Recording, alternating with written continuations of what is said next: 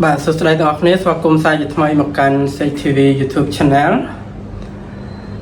នៅក្នុងវីដេអូនេះខ្ញុំនឹងនិយាយទាក់ទងទៅនឹង friend Facebook ថាតើយើងគួរតែមាន friend 5000 នាក់ឬក៏មិនគួរអញ្ចឹងខ្ញុំនិយាយហេតុដែលយើងមិនគួរមាន friend 5000 នាក់អ្នកទាំងអស់គ្នាហត់អត់នៅពេលដែលមានមិត្តភ័ក្តិច្រើនឧទាហរណ៍ថា 5000 នាក់តើអ្នកទាំងអស់គ្នាហ្នឹងតើមានពេលវេលាទៅតាមដានគេ5000 នាក់ឬក៏អត់មានពេលឆាតជាមួយគេទាំង5000 នាក់ឬក៏អត់មានពេល like ឲ្យគ្នាទៅវិញទៅមកទាំង5000 នាក់ឬក៏អត់ចុះបើសិនជាអត់មានពេលអស់នឹងទេតើយើងមាន friend 5000 នាក់ដើម្បីអីអានេះគឺសម្រាប់អ្នកដែលមិនចង់បង្ហាញខ្លួនជាសាធារណៈនៅក្នុងបណ្ដាញសង្គមណានឹងគឺជាហេតុផលទី1ហេតុផលទី2កាលណាដែលយើងមាន friend ច្រើនហើយយើងអត់ស្គាល់ថា friend នឹងជាអ្នកណាគេជា bot account ជា spam account ឬ fake account យើងអត់ដឹងតែយើងចេះតែពីណាគេ add មកយើងទទួលពីណាគេក៏យើង add ទៅចឹងហានិភ័យវាអាចមានតាក់ទងទៅនឹងឯកជនភាពរបស់យើងដូចជាគេអាចចូលបើសិនជាយើងអត់យល់ទេយើងអាចប្រហែលដាក់ email ដាក់លេខទូរស័ព្ទឲ្យយើង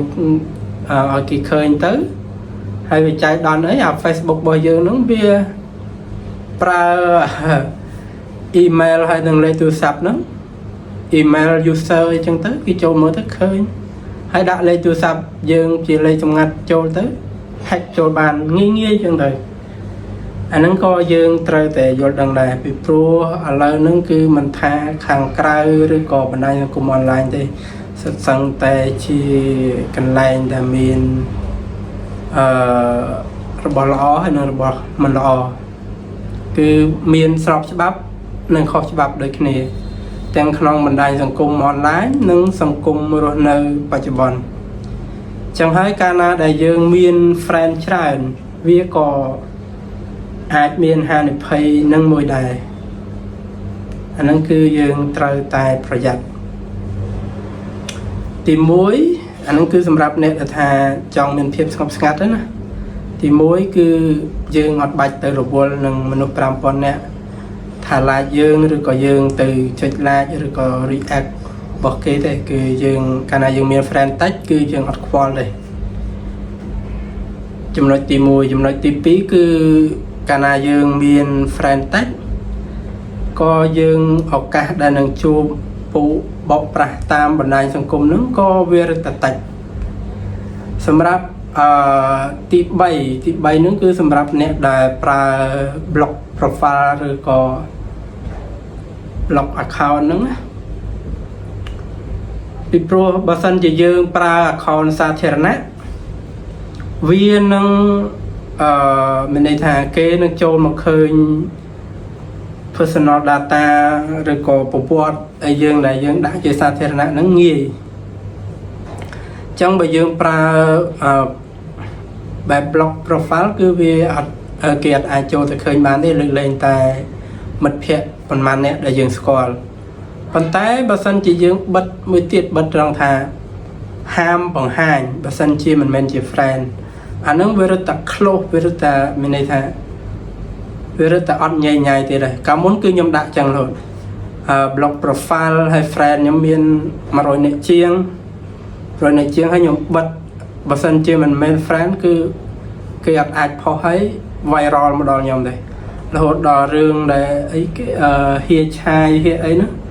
កាលហ្នឹងខ្ញុំធ្វើការទេឬគេនិយាយហៀឆាយអាហ្នឹងស្អីទេហៀឆាយព្រោះ friend យើងមិនតិចឲ្យសិតតែអ្នកមិនសូវតាមដានហ្នឹងចំបីតែរឿងចែហុងក៏ខ្ញុំអត់ដឹងអត់យល់ លើគេនិយាយចែហុងពី3ថ្ងៃអត់យល់អត់ដឹងចឹងគឺយើងអត់អាចតាមតាន់អា trend អស់ហ្នឹងទេដោយសារទីមួយយើងមាន friend តិចទីពីរគឺយើងលុកប្រព័ន្ធអស់ទាំងហ្នឹងហើយខ្ញុំអត់កាលនោះគឺអត់ចុច follow អីញ៉ៃៗទេ follow ដូចជាអ្នកធំបណ្ដាញព័ត៌មានធំ BBC ឬក៏ CNN ខ្មែរក៏មាន RSA ខ្មែរវាយោស្អីនិយាយទៅគឺព័ត៌មានដែល viral តាមសង្គមដែលថាតិចតួចចឹងគឺយើងអត់ងាយដឹងទេយើងអត់ទៅតាម trend របស់ Gen Z តន់ទេហើយបើសិនជាយើងប្រកាសនោះខ្ញុំមិនមែនជាអ្នកចង់តាមដានទេអញ្ចឹងខ្ញុំអត់ខ្វល់ទេបើថាខ្ញុំឆ្ងល់ខ្លាំងខ្ញុំគ្រាន់តែ search ទៅចែហុងទៅចាញ់ចែចង់សោះចែហុងហៀឆាយចង់សោះហៀឆាយអញ្ចឹងគឺបើសិនជាយើងអត់ចង់ដឹងវាល្អសម្រាប់ដែលថាយើងមិនគួរមាន friend ច្រើនឬក៏ប្រើ block profile អាហ្នឹងខ្ញុំនិយាយតាក់ទងទៅនឹងយើងមិនគួរមាន friend 3ចំណុចហ្នឹងទី1គឺសុវត្ថិភាពអំពីការ hack account ទី2គឺយើងមិនទទួលបានព័ត៌មានដែលថារញ៉េរញ៉ៃដែលយើងមិនចង់តាមដានពីព្រោះបើយើងប្រើ block profile យើងអាចជ្រើសរើសយកអ្នកណាដែលយើងចង់តាមដានទៅវាបង្ហាញថាប្រភពព័ត៌មានអស់ទាំងហ្នឹងទេហើយព័ត៌មានផ្សេងដែលយើងបានតាមដានហើយមិត្តភ័ក្ដិយើងតិចមិត្តភ័ក្ដិយើងអត់ចូលចិត្តព័ត៌មានបែបហ្នឹងទៀតយើងរឹតតែអត់ដឹងព័ត៌មានអត់បានការអស់ហ្នឹងហើយអាហ្នឹងគឺតាក់ទងទៅនឹងមូលហេតុដែលយើងមិនគួរមានមួយវិញទៀតគឺចង់មូលហេតុដែលយើងគួរមានវិញមូលហេតុដែលយើងគួរមាននោះគឺទី1យើងចង់បង្ហាញខ្លួនជាសាធារណៈអាហ្នឹងគឺយើងត្រូវមាន friend ច្រើនហើយដើម្បីវាទលំទលាយហ្នឹងហើយទី1គឺយើងចង់បង្ហាញខ្លួនជាសាធារណៈទី2គឺយើងអាចតាមទាន់នៅព័ត៌មានដែលវាកំពុងតែ viral ឬក៏បច្ចុប្បន្នភាពហ្នឹងគឺយើងអាចតាមទាន់លឿនព្រោះថាមានរឿងអីកើតឡើងគឺសៀតគ្នាអញ្ចឹងដូចកាលមុនដូចហូបស្ពឺអញ្ចឹងស្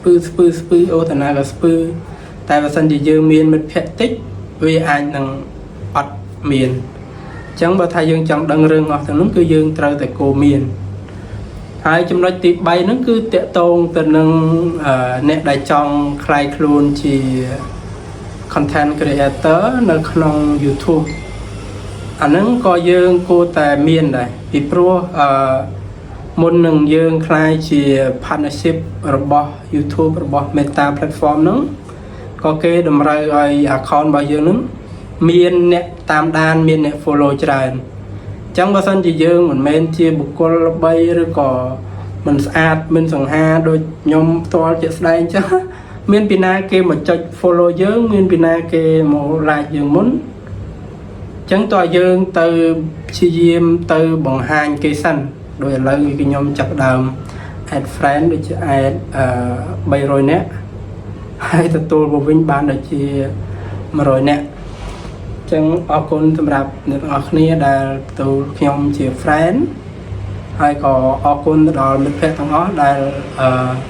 មិន unfriend ខ្ញុំចោលហើយរត់ទៅអរគុណទៅទៀតដែលមិត្តភ័ក្តិទាំងអស់ដែលបានចូល comment លើកទឹកចិត្តនៅក្នុងវីដេអូរបស់ខ្ញុំទោះវាមិនល្អឥតខ្ចោះប៉ុន្តែអ្នកទាំងអស់គ្នានៅតែចុច like និងផ្ដល់កម្លាំងចិត្តហ្នឹងគឺជាការលើកទឹកចិត្តដ៏ធំមែនទែនហើយសួរថាខ្ញុំបានអីឥឡូវខ្ញុំមិនទាន់បានទេទោះបីតែ YouTube បើសិនជា YouTube វិញខ្ញុំធ្លាប់ធ្វើបានវីដេអូ10នាទីបើមើលនៅក្នុងស្រុកខ្មែរ 1K បានប្រហែលជា$1ទេតែបើថាaudience ឬក៏អ្នកដែលមើលវីដេអូរបស់យើងនៅជប៉ុននៅអីអាហ្នឹងនៅជប៉ុនដូចជាបាន 1K ដូចជាបានចូល$4ហ្នឹងហើយតាមប្រទេសអ្នកមានអ្នកក្រអញ្ចឹងបើប្រទេសអ្នកមានគេមើលលុយក៏វាបានច្រើនតាមហ្នឹងតែឥឡូវហ្នឹងគឺចាប់ផ្ដើមពី ពីសូនពីព្រោះថាវីដេអូខ្ញុំគឺបានតែត្រឹម100 view ទេហ្នឹងហើយចឹងគឺអត់ដឹងថាពេលណានឹងដល់ចំណុចហ្នឹងតែគ្រាន់តែថាសង្ឃឹមហើយនឹងបានចែករំលែកអ្វីដែលយើងចង់ចែករំលែកទៅកាន់អ្នកនរគ្នាអរគុណអ្នកនរគ្នាសម្រាប់ការទស្សនាវីដេអូនេះតាំងពីដើមរហូតដល់ចប់